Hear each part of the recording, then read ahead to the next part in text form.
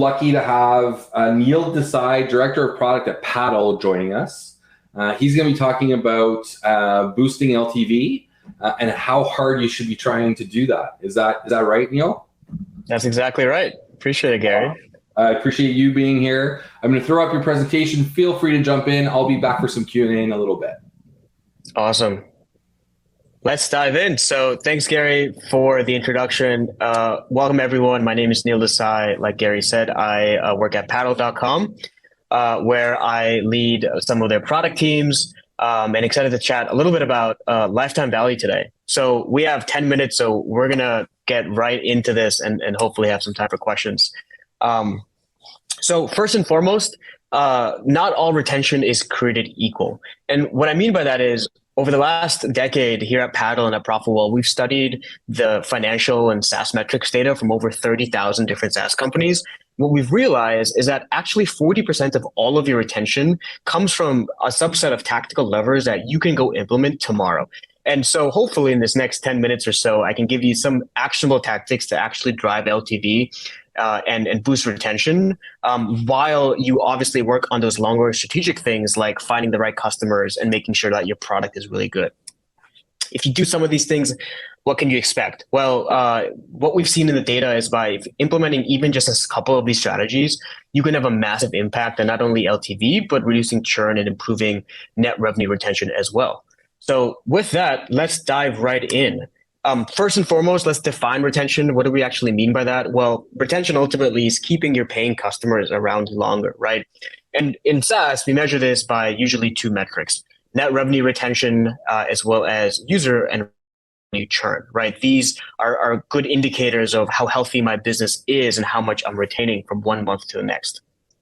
Now, when we think about like the different levers we have to actually drive retention, these are a number of different levers you have at your disposal to actually drive retention, right? Things like reducing your active cancellations or working on expansion revenue and recovering more payment failures. But the thing is to my earlier slide, not all retention is created equal. And some of these things like improving time to value or sells and upsells are actually strategic projects that'll probably take a lot of cross-functional effort. However, there's a couple of tactical improvements that are worth looking into that have relatively high impact with a relatively low effort to implement. And so today we're going to focus on a couple of these that you can probably bring to the team and start thinking about implementing for your SaaS business today. First up, we have plan optimization. And so what do we mean by that? Well, longer term plans typically mean much higher lifetime value. And this is no secret to you guys, right? Everyone has on their pricing page probably a monthly option and an annual option for the customers to pick what's best for them.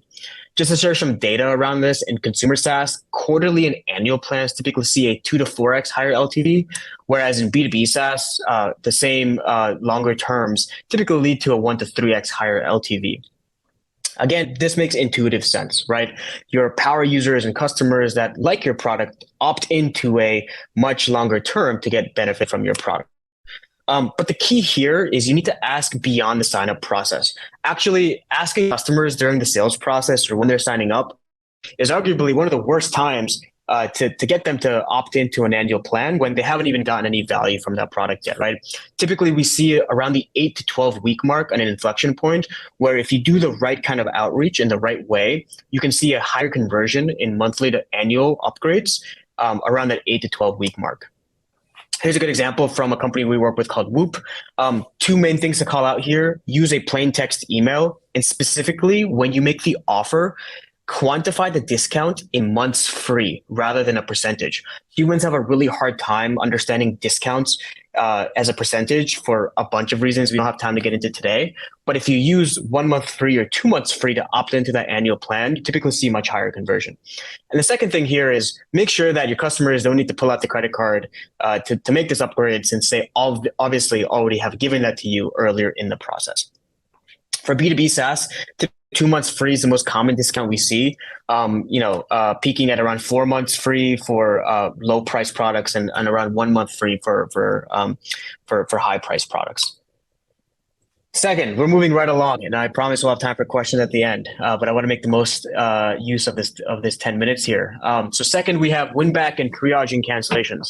So unfortunately, at every point in the customer journey, at some point in time, a customer is going to raise their hand and want to leave and end the relationship with you, right? And what should you be doing in those cases when a customer cancels? Well, there's two things. The first is you want to catalog why every customer is leaving. I don't care if it's a basic Google form to start as an MVP. You should be understanding every single time a customer cancels why they're canceling. And you use this data for your product teams to ultimately improve the product, and second, predict future moments of churn, right? In the future when other similar customers may be in that boat. And then after that survey, after understanding why, you have a number of different options to actually implement when it comes to saving or salvaging that user, right? You have things like salvage offers, putting them on a cheaper plan or a discounted plan for a set period of time so that they can continue getting value from the product before getting back on the sticker price. You can put them on a maintenance plan. This is really, really effective for companies that have a high implementation cost, or it's a workflow product that requires a number of things to configure. This way, they have their things when they come back. You can pause a subscription. Definitely don't count this as MRR, but you can pause your subscription until it's over.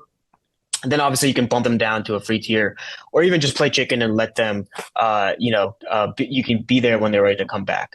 But this is a basic framework that we found works really, really well to, one, again, understand why folks are churning so that you can make product improvements, but also deploy interventions at the right time when folks are canceling to hopefully save as many of them as humanly possible. Make sure that you're very explicit around when renewals are going to happen, right? There's increasing regulatory pressure around making sure that you don't have any dark UX here. And even in certain jurisdictions, one-click cancellations are becoming the norm, right? California, Vermont, are some of the first states, at least here in America, that are mandating one-click cancellations. And so you may need to tweak the flow based on the jurisdiction that the customer is in.